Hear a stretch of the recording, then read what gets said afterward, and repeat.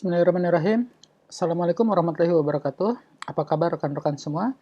Pada video kali ini kita akan melakukan uji beda metode atau media pengajaran dan uji efektivitas dengan end-gain, pretest, dan post-test di kelas eksperimen. Uji beda ini kita melanjutkan dari video sebelumnya, yaitu di kelas kontrol. Ya. Nah, pada kelas kontrol yang lalu, video sebelumnya kita menggunakan media video, dan pada video kali ini kita penelitiannya menggunakan media AR untuk meningkatkan hasil belajar biologi. Kita akan lihat apakah ada beda antara pretest dan posttest dan bagaimana dengan keefektivitasan bedanya itu. Kita akan gunakan data pretest dan posttest yang file yang sebelumnya.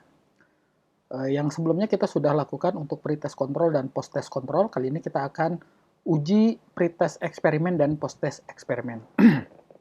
Langsung saja kita buka SPSS, kemudian di sini kita masukkan filenya, klik open. Lalu di sini sudah ada ya data hasil uji coba pretest dan posttest. Kita open. Kita menggunakan data yang sudah ada.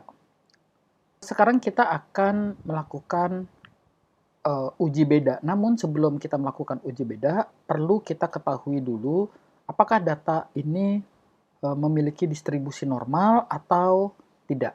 Maka dari itu kita lakukan uji normalitas. Caranya yaitu klik Analyze, kemudian pilih Descriptive Statistic, kemudian pilih Explore. Oke. Kemudian kita masukkan pretest eksperimen, dan posttest eksperimen. Nah, ini yang eksperimen ya, kalau yang sebelumnya yang kontrol. Kemudian di plots-nya ini kita boleh diaktifkan histogram, boleh tidak ya. Kita aktifkan saja dan aktifkan normality plots with test karena kita akan melakukan uji normalitas. Kemudian klik continue. Setelah itu klik OK. Baik, kita akan baca hasil signifikansinya ya. Baik, kita baca hasil uji normalitasnya.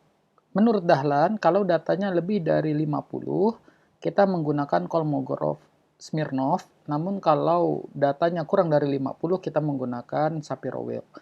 Nah, ini karena datanya hanya 30, yaitu kurang dari 50, maka kita menggunakan Shapiro-Wilk. Dari uji normalitas ini, kita lihat bahwa nilai signifikansi untuk pretest eksperimen dan posttest eksperimen adalah 0,009 dan 0,018.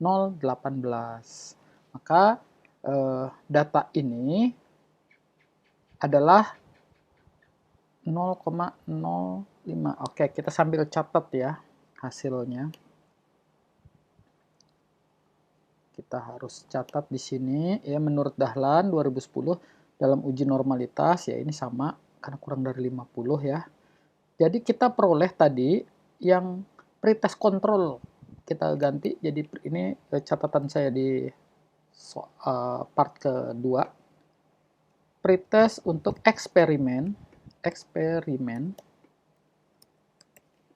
adalah hasil p-value-nya tadi 0,009. Oh, sama ya. 0,009. Dan nilai signifikansi p-value untuk hasil posttest eksperimen sama. Posttest eksperimen nilainya 0,018. 0,018 sama ya.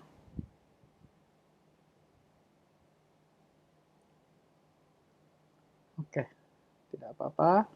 Kemudian berarti kita simpulkan bahwa datanya berdistribusi tidak normal. Ya. Karena distribusi data tidak normal, maka kita lakukan uji beda dengan menggunakan Wilcoxon. Kita buka lagi. Nih. Sekarang kita lakukan uji beda dengan Wilcoxon. Yaitu langkahnya klik Analyze, kemudian pilih Non-Parametric Test, karena ini datanya non-parametric ya. Kemudian Legacy Dialogs, kemudian kita pilih To Relate Sample. Pindahkan dulu. Kemudian kita masukkan pretest eksperimen untuk variabel 1 dan variabel keduanya post-test eksperimen. Lalu kita pilih optionnya, deskriptifnya kita aktifkan, continue. Kemudian test type-nya kita aktifkan Wilcoxon, kita oke. Nah, ini adalah output dari atau hasil dari deskripsi dari Wilcoxon, di mana diperoleh bahwa nilai signifikannya adalah 0,069. Ya, kita catat lagi. Dari hasil tes non-parametrik dengan menggunakan uji Wilcoxon, diperoleh nilai signifikansi adalah 0,069. 069, yaitu berarti dia lebih juga, masih lebih dari 0,05. Ya.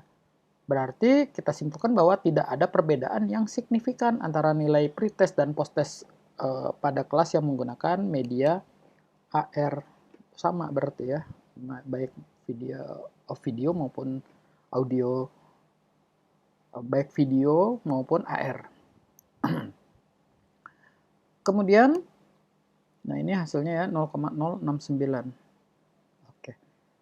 Selanjutnya, karena kita sudah peroleh menggunakan Wilcoxon, sekarang kita asumsikan bahwa uji normalitasnya itu datanya normal. Kita akan mengasumsikan sama seperti yang ini. Diasumsikan bahwa hasil pretest kontrol dan hasil pretest eksperimen dan hasil post-test eksperimen berdistribusi normal. Ya, maka kita akan lakukan uji tes parametrik menggunakan uji parity test. Baik, kita lihat ya nanti ya, dari hasil tes parametrik dengan menggunakan uji parity test ini, kita dapat nilai signifikansinya berapa. Kita langsung ke uji. Kita akan melakukan uji parametrik, parity test. Caranya klik Analyze. Kemudian kita pilih Compare Means. Lalu pilih Pair Sample T-Test. Di sini kita masukkan pada variabel satunya pretest dan variabel keduanya adalah post-test.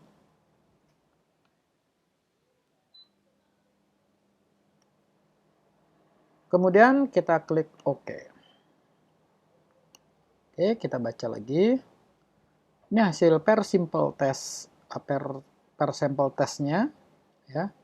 Nilai signifikansinya, jadi kita anggap asumsinya kalau seandainya data tadi berdistribusi normal. Kita coba menggunakan uji parametrik, maka kita peroleh nilai signifikansinya adalah 0,102. Baik, kita masukkan catatannya.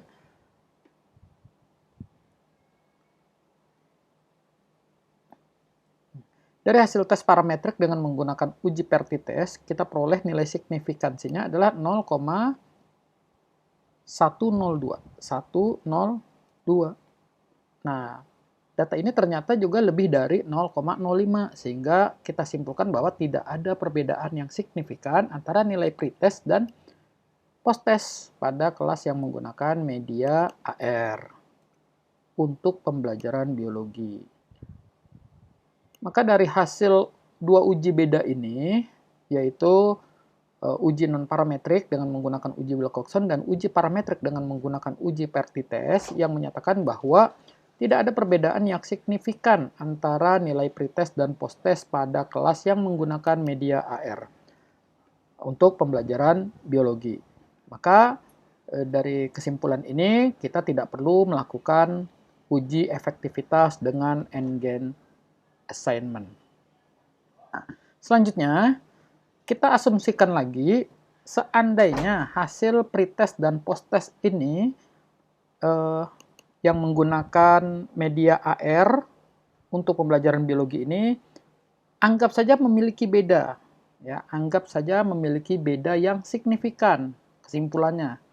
Maka kita akan lakukan lagi uji efektivitas dengan end-gain assignment, di mana kita akan peroleh nanti nilai rata-ratanya ya, untuk menemukan nilai rata-rata. Baik, sekarang kita akan membuat end-gain-nya, nilai end-gain-nya. Ini end-gain yang kontrol ya. Sekarang kita tambahkan variabel di sini untuk yang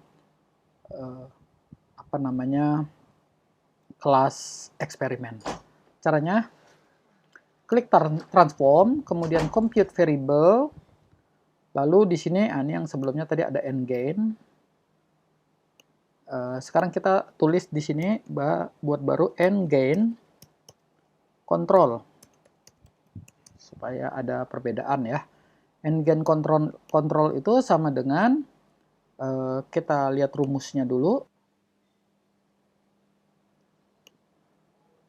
Kita lihat rumusnya dulu di sini. End-gain itu rumusnya adalah skor post-test dikurang skor pretest. Berarti post-test dikurang skor pretest. Baik, ini kita kasih kurung saja. Kemudian dibagi, ya, skor post-test dikurang skor pretest. Kemudian dibagi dengan skor ideal, yaitu 100 dikurang skor pretest. Dibagi, buka kurung, skor ideal yaitu 100 dikurang skor pretest. Skor pretest. Dikurang skor pretest. Oke. Pretest yang eksperimen. Baik, kalau sudah klik OK. Kita lihat di sini apakah sudah compute. Oke, sudah compute ya. Ini, compute end-gain control. Baik. Selanjutnya kita buat satu lagi, end-gain control persen. Caranya sama, transform compute variable, kemudian kita ketik end-gain control tambah persen. Ini adalah end-gain control dikali 100. Kalau sudah klik OK. Ya, sudah compute end-gain control persen. Oke. Kita lihat sekarang sudah ada hasil di sini end-gain control dan end-gain control persen. Oke. Sekarang kita akan melihat nilai rata-ratanya untuk kita deskripsikan. Caranya, klik Analyze, kemudian Descriptive Statistik, kemudian pilih Deskriptif. Lalu kita masukkan end-gain control dan end-gain control persen. Lalu kita klik OK. Ya. Mari kita baca deskripsinya. Di sini deskripsinya adalah untuk end-gain control, ya, nilai rata-ratanya adalah 0,1215 dan nilai end-gain control persennya 12,1469. Gitu ya. Ini karena kenapa negatif? Karena tadi tidak ada beda. Jika ada beda, pasti nilainya positif. Nah, kita anggap saja, asumsikan nilainya positif. Berarti kalau positif, end-gain kontrolnya itu positif 0,12. Kita lihat di tabel. Sini. Jika 0,12, pembagian skor gainnya 0,12 itu, G-nya, karena G kurang dari 0,3, yaitu 0,12 tadi, maka kategorinya masuk ke dalam kategori rendah. Kemudian untuk yang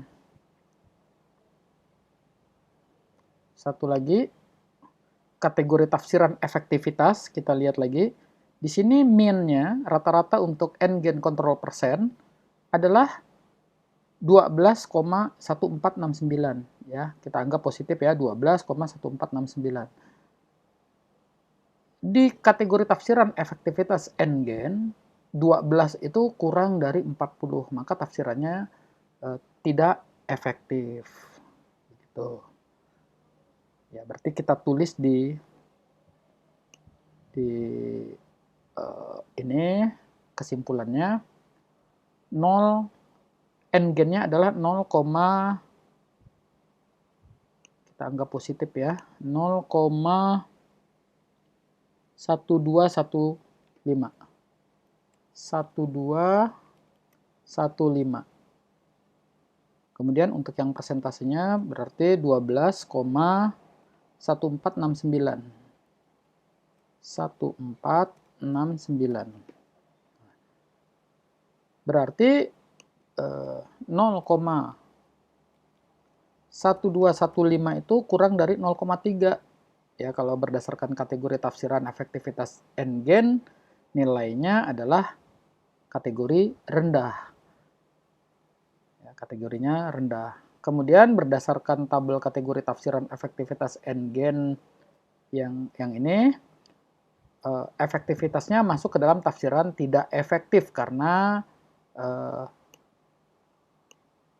nilainya kurang dari 40, yaitu 12,1469. 12,1469. Nilainya kurang dari 40.